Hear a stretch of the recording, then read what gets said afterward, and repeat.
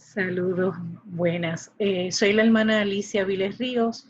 Estaré con ustedes compartiendo este espacio formativo, ¿verdad?, que nos propone la parroquia Santiago Apóstol, específicamente lo que corresponde con el Padre Nuestro, ¿verdad? Diríamos el capítulo 6, versos del 9 al 17, aunque podemos tomarlo desde el versículo 5 hasta el 17. Quisiera por lo menos aclararle algunas cosas. Donde estoy grabando es justamente en mi convento y pues obviamente van a haber ruidos, ¿verdad?, externos. Espero que no les distraigan mucho, ¿está bien? Así que vamos a ver. Otra de las cosas que quisiera compartirles es que no voy a estar hablando solamente delante de la pantalla, sino que lo estoy preparando a modo de presentación. Por tanto, vamos a tener tal vez algunos visuales, confiando de que eso anime un poco, ¿verdad?, la experiencia formativa.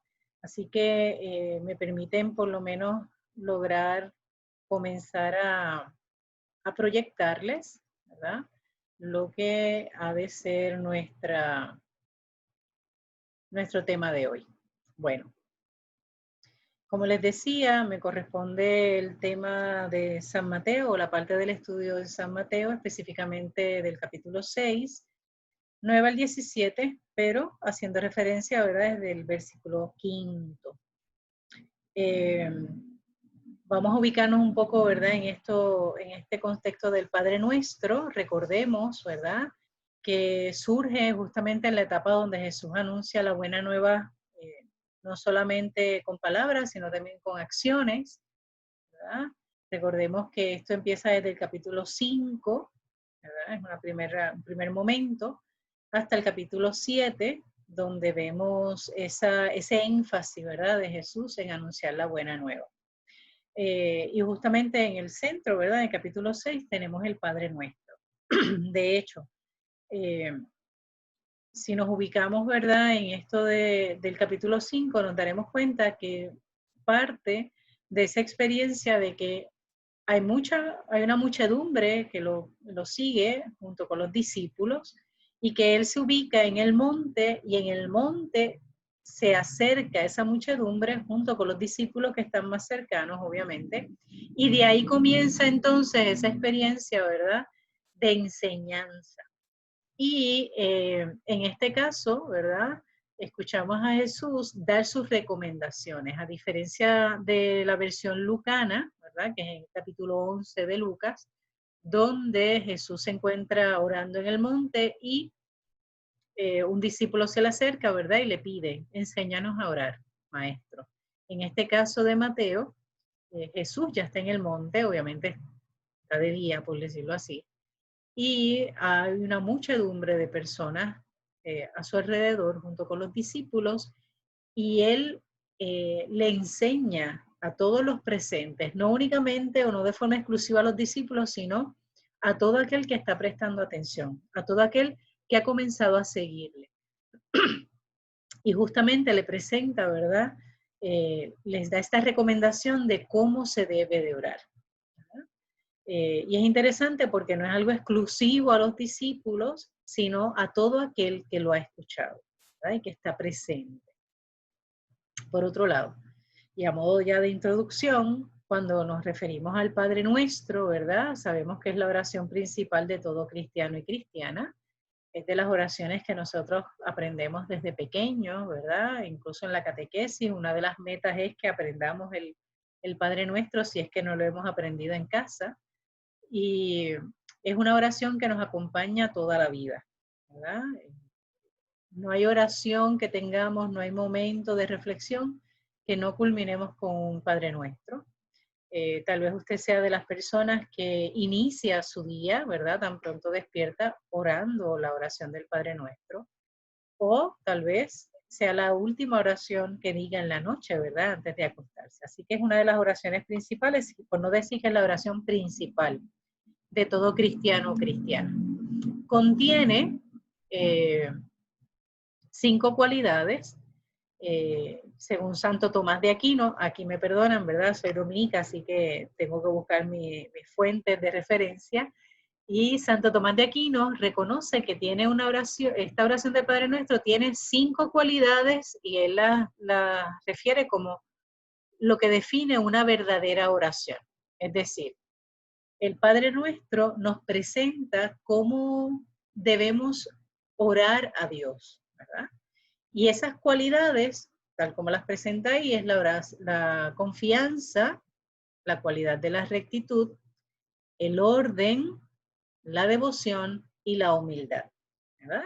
Vamos a ir sobre cada una de ellas. Por ejemplo, cuando Tomás de Aquino habla sobre la confianza, ¿verdad? Es que reconoce que la oración del Padre Nuestro nos permite acercarnos a Dios, nos da la confianza de acercarnos a Dios. eh, y eso indica también de nuestra parte que debemos tener una fe inquebrantable, ¿verdad? También implica, ¿verdad? De parte nuestra que tenemos fe de que al acercarnos a orar, nos acercamos a Dios, ¿verdad? Y el Padre Nuestro nos ayuda, ¿verdad? A no tener ni dudas ni vacilación en esa intención. La confianza también que expresa, ¿verdad? Esta oración eh, es el fundamento más firme de quien nos las enseñó, Cristo, ¿verdad? El Maestro. Y realmente es el orante más sabio, ¿verdad? Podemos decirlo así, así este Santo Tomás lo describe. Es decir, que a través del Padre Nuestro, nosotros, al igual que Jesús, ¿verdad? Al igual que Cristo, podemos entonces acercarnos con entera confianza a nuestro Dios y a nuestro Dios que es Padre, ¿verdad? Y es un Padre que no es solo mío, ¿verdad? No es solamente de Jesús, sino que es de todos nosotros. Por otro lado, Tomás indica que una de las cualidades, ¿verdad?, de toda oración o de toda verdadera oración es la rectitud. Y a lo que se refiere aquí es en que consiste en pedirle a Dios lo que verdaderamente nos conviene.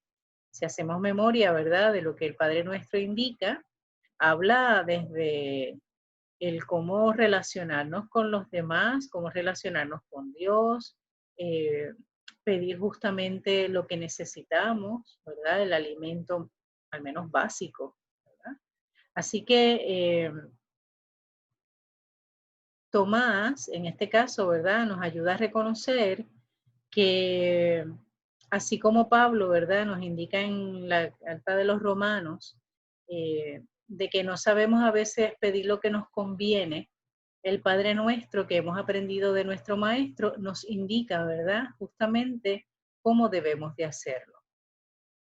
Es atinada, ¿verdad? El Padre Nuestro es una oración atinada, es recta. Ahora, por otro lado, tiene un orden. Y es interesante esto del orden, cuando lo estudiaba, ¿verdad? Me parecía interesante porque a lo que se refiere es que antepone todas estas necesidades materiales que tenemos y pone como como primera parte, como primer objetivo, ese relacionarnos con lo espiritual, ¿verdad? Ante lo material va lo espiritual. Y ese es el orden, ¿verdad?, que describe Tomás. Es una verdadera devoción, ¿verdad? Brota de una caridad ejercitada, dice Santo Tomás, según el doble mandamiento de amor a Dios y al prójimo. Y dice Tomás, llamar a Dios Padre es una forma de expresarle nuestro afecto. Al decir nuestro y perdonar nuestras deudas, ¿verdad? Que son de las partes de los enunciados del Padre Nuestro, estamos rogando por todos en general, pues es el amor al prójimo el que nos mueve a expresarnos así. Así que no es solamente, ¿verdad?, que tenemos confianza de acercarnos a Dios, presenta la rectitud de nuestra oración, el orden, ¿verdad?, de anteponer, ¿verdad?, ante todo lo material, anteponer lo espiritual, ¿verdad?, poner como principal preocupación el aspecto espiritual, sino que también esa devoción, ¿verdad? Se refiere a, apela, por decirlo así, a el aspecto de la caridad, del amor. Y por último, y no menos importante, ¿verdad? Nos habla también de que en la oración del Padre Nuestro, una de sus cualidades es la humildad. Y cuando hablamos aquí de la humildad, es un poco esta idea, ¿verdad? De reconocer que con mis propias fuerzas humanas yo no soy capaz de lograr, ¿verdad? Vivir correctamente. Es decir, mi realidad humana es limitada, mi realidad humana no me permite, ¿verdad? Ver las cosas con claridad, no me permite tal vez discernir, ¿verdad? De forma correcta, así que necesito de la fuerza, del poder de Dios. Y entendiendo este poder no como algo, ¿verdad? Como la fuerza del mollero, sino ese poder que reconocemos de la gracia. Así que cuando Tomás nos habla de la humildad, que se refiere en esta oración, se está refiriendo más que nada a ese reconocer que yo humanamente no soy capaz de lograr las cosas, que necesito, ¿verdad?, esa acción divina. Además, y a modo de introducción también, podríamos preguntarnos de qué otros modos se le conoce al Padre Nuestro. Es posible que usted haya escuchado en algún momento que se hace referencia a la oración dominical. Cuando hablamos de la oración dominical, esta oración dominical lo que significa es, dominical viene de dominicus en latín y es Señor. Por tanto, es la oración del Señor. No es que sea la oración que se reza en domingo, ¿bien? Sino que es la oración del Señor, la oración que aprendimos del Señor, es la oración principal. Así que de ahora en adelante, cada vez que usted quiera, ¿verdad?, expresarse o hablar sobre el Padre Nuestro, puede referirse a ella, y de hecho en algunos textos usted lo va a encontrar, que se refieren a la oración dominical. Bien, así que ese es otro modo, la oración de los cristianos, etcétera. Ese es el modo de conocerle. Ahora, también podemos reconocer que el Padre Nuestro nos puede brindar tres beneficios. El primero, nos libra de los pecados, ¿verdad? Alcanzándonos el perdón. Es una de las cosas, de los beneficios que podemos tener cuando no solamente rezamos, sino cuando oramos el Padre Nuestro, lo hacemos de modo consciente. Es también el beneficio de tener una oración eficaz. Hay personas que nos dicen, pues yo no sé cómo orar o yo no sé qué decir. Pues mira, con mucha devoción, ¿verdad? Con mucha honestidad, ora o reza el Padre Nuestro, porque es la oración más eficaz que podemos tener. Y además, otro de los beneficios que tiene, y no menos importante, es que nos familiariza con Dios. Es decir, al reconocerlo como Padre, al reconocerlo como nuestro Padre, ya nos hace sentido de familia. No a cualquiera uno le dice papá, o no a cualquiera uno le llama mamá, ¿verdad? Tiene que implicar una relación de familia, una relación íntima, cercana. Así que esta es parte, ¿verdad?, de lo que el Padre Nuestro nos brinda como beneficio. ¿Bien? Además contiene, ¿verdad?, 7 peticiones particulares, que son cada uno de los enunciados, ¿verdad?, que nos presenta el Padre Nuestro, y que expresan desde nuestros anhelos con respecto a Dios, hasta lo que vamos a comer o nuestro sustento, y el cómo nos hemos de relacionar con los otros y con lo otro, ¿verdad? Con todo lo que nos rodea, no solamente la relación persona a persona, ¿verdad?, con otros seres humanos, reconociendo en ese otro ser humano a Cristo mismo, sino también reconociendo a Cristo en toda la naturaleza y en todo lo que nos rodea. Así que un poco por aquí va la introducción, ¿verdad?, de este estudio o reflexión sobre el Padre Nuestro que nos toca compartir con ustedes. ¿Bien? Así que esperemos que sea un espacio, ¿verdad?, para poder redescubrir esta oración del Padre Nuestro, que por ser muy utilizada es posible, ¿verdad?, que ya no le prestemos tanta atención, y la invitación a esta etapa de estudio del Evangelio de Mateo es que podamos refrescar la mirada y dejarnos sorprender por la palabra de Dios desde eh, el Padre Nuestro. Bien, seguimos entonces al próximo video, ¿verdad?, que ya entonces entraremos en cada una de las peticiones, paso por paso. ¿Está bien? Nos vemos pronto. Dios les bendiga.